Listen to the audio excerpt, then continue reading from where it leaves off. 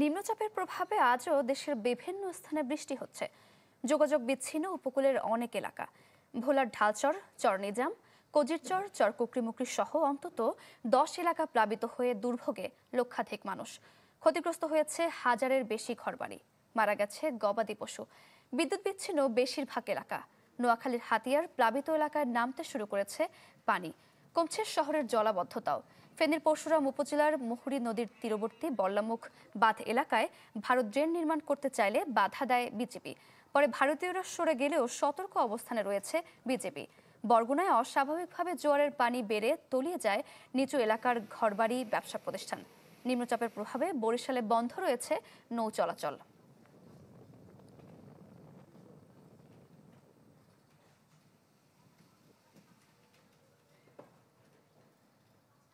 দর্শক, উপকূলের পরিস্থিতি জানাতে পটুয়াখালী থেকে এম কে রানা এবং ভোলা থেকে যুক্ত হচ্ছেন সহকর্মী আদিল হোসেন তবু। শুরুতেই চলে যাব পটুয়াখালীতে, যুক্ত আছেন সহকর্মী রানা। রানা, হ্যাঁ চারিকা, আপনাকে জানিয়ে রাখি যে আসলে পটুয়াখালীর যে নিম্নচাপের প্রভাবে পটুয়াখালীর বেশ কিছু নিম্নাঞ্চল প্লাবিত হওয়া সহ কিন্তু আসলে বেশ কয়েকটি ঘরবাড়িও কিন্তু বিধ্বস্তের খবর পাওয়া গেছে। আমি এখন দাঁড়িয়ে আছি পটুয়াখালীর গলাচিপা উপজেলার পানপট্টি এলাকায়। এখানে কিন্তু বেড়িবাঁধ ছিঁড়ে বা বেড়িবাঁধ ভেঙে কিন্তু আসলে লোকালয়ে পানি প্রবেশ করে প্রায় 5 শতাধিক ঘরবাড়ি কিন্তু আসলে পানির তলে তলিয়ে গেছে। পরবর্তীতে কিন্তু ভাটার সময় ভাটা আসায় কিন্তু আসলে সে পানি নেমে গেলেও কিন্তু আসলে তাদের ভোগান্তি কিন্তু কমে যায়নি, ফলে ভোগান্তি দিন দিন তাদের বেড়েই চলেছে। আমি যে পয়েন্টে দাঁড়িয়েছি আমার পিছনেই কিন্তু আসলে সেই বেড়িবাঁধের পয়েন্টটি ভেঙে গিয়েছে গত পরশু দিনকা। এখন পর্যন্ত আসলে প্রশাসনের তরফ থেকে তেমন বড় ধরনের কোনো ব্যবস্থা না নেওয়ায় কিন্তু তারা এখনো ঝুঁকির মধ্যে রয়েছে। এর বাইরে পটুয়াখালীর রাঙ্গাবালী উপজেলার চালতেবনি যে ইউনিয়ন রয়েছে, সেই ইউনিয়নেও কিন্তু আসলে বেশ কয়েকটি পয়েন্টে বেড়িবাঁধ ভেঙে কিন্তু আসলে লোকালয় প্লাবিত হয়েছে।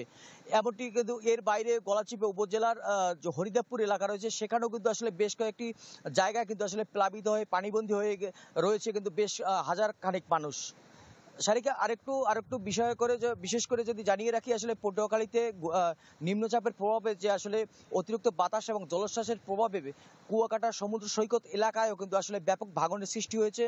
ফলে কিন্তু আসলে সমুদ্র সৈকত এলাকায় যে মেরিন ড্রাইভটি নবনির্মিত মেরিন ড্রাইভ যে পয়েন্টটি রয়েছে সেই পয়েন্টটি কিন্তু আসলে পানির তরে ভেসে গিয়েছে। কারণ এই মেরিন ড্রাইভটি কিন্তু এখন পর্যন্ত প্রশাসন এবং পৌর কর্তৃপক্ষের নিকট হস্তান্তর আগেই কিন্তু সেই মেরিন ড্রাইভটি পানির তরে হারিয়ে গেছে। সারিকা, এই ছিল প্রোটোকল থেকে সর্বশেষ।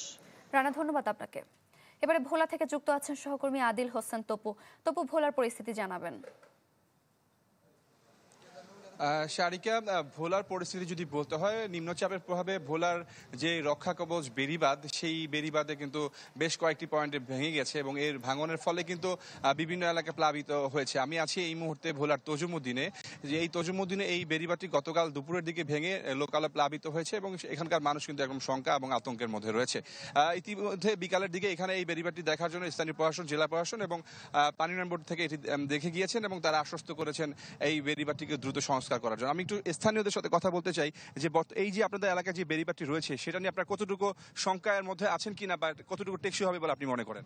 হ্যাঁ, আমরা অনেক শঙ্কার মধ্যে আছি, কারণ এখানে পানি উন্নয়ন বোর্ড ৭৪,১৭,০০,০০০ টাকা ব্যয়ে যে জল কভারটি নির্মাণ করছে, এই কভারটি নির্মাণ করতে গিয়ে আমাদের টেকসই সিসি ব্লকযুক্ত বেড়িবাঁধটি তারা কেটে ফেলেছিল এবং তারা যেই কাঁচা মাটি দিয়ে রিং বেড়িবাঁধ দিয়েছে এটি টেকসইপূর্ণ নয়।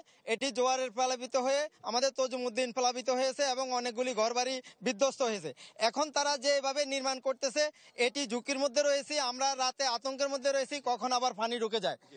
ধন্যবাদ। আমরা শুনছিলাম স্থানীয়দের কাছ থেকে এবং এই তজুমুদ্দিনের মতো কিন্তু ভোলার মনপুরের একই অবস্থা এবং হাকিমউদ্দিন ঘাটও গতকাল কিন্তু বেড়িবাঁধ ভেঙে গেছেন। ভোলার শান্তিরাটেরও বেড়িবাঁধ ভেঙে গেছে। তবে পানি উন্নয়ন বোর্ড থেকে বলছে যেসব জায়গায় ঝুঁকিপূর্ণ বেড়িবাঁধ রয়েছেন তাই সেগুলো কিন্তু সংস্কার করা হয়েছে এবং প্রশাসনের পক্ষ থেকে ইতিমধ্যেই দুর্গম এলাকাগুলো তালিকা করা হচ্ছে এবং সেইখানে তারা ত্রাণ তহবিল দ্রুত পৌঁছে দেওয়ার আশ্বস্ত করেছেন। তো তালিকা হলে হয়তো বা কালকে থেকেই এসব স্থানে তারা প্রশাসনের পক্ষ থেকে খাবার কিংবা অন্যান্য ক্ষতিগ্রস্তদেরকে তাদেরকে আর্থিকভাবে সহযোগিতা করা হবে বলে জানিয়েছেন জেলা প্রশাসক আজাদ জাহান। তো ভোলার তজুমুদ্দিন থেকে এই ছিল আমার কাছে সর্বশেষ। ধন্যবাদ আপনাকে।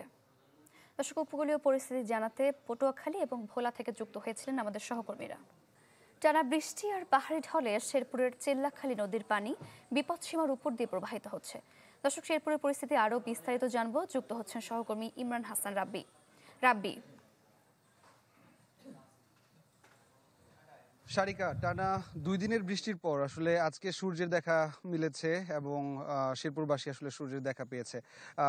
আজকে এই ঠিক আধা ঘন্টা আগ পর্যন্ত টানা বৃষ্টি হয়েছে এবং এই টানা বর্ষণ আর উজান থেকে নেমে আসা পাহাড়ি ঢলে শেরপুরের প্রত্যেকটি নদ নদীর পানি বেড়েছে। আর যার কারণে শেরপুরের নালিতাবাড়ি সীমান্তের যে চিল্লাখালী নদী রয়েছে সেই চিল্লাখালী নদীর পানি বাদকুচি পয়েন্টে এই মুহূর্তে বিপদ সীমার 110 সেন্টিমিটার উপর দিয়ে প্রবাহিত হচ্ছে এবং গেল 24 ঘন্টায় শেরপুর জেলায় গড় বৃষ্টিপাতের পরিমাণ 74 মিলিমিটার রেকর্ড করা হয়েছে। আসলে শেরপুরের যে বন্যার শঙ্কা গত 1 সপ্তাহ আগে করা হচ্ছিল, 1 সপ্তাহের ব্যবধানে আবার নতুন করে প্রত্যেকটি নদ নদীর পানি বৃদ্ধি শুরু করেছে। 1 সপ্তাহের ব্যবধানে আবারও এই ভারী এবং টানা বৃষ্টিপাতের কারণে প্রত্যেকটি নদ নদীর পানি কিন্তু বাড়ছে। আমি যে জায়গাটিতে রয়েছি এটি মূলত শেরপুরের ঝিনাইগাতী উপজেলার ধুলিবিল এলাকা।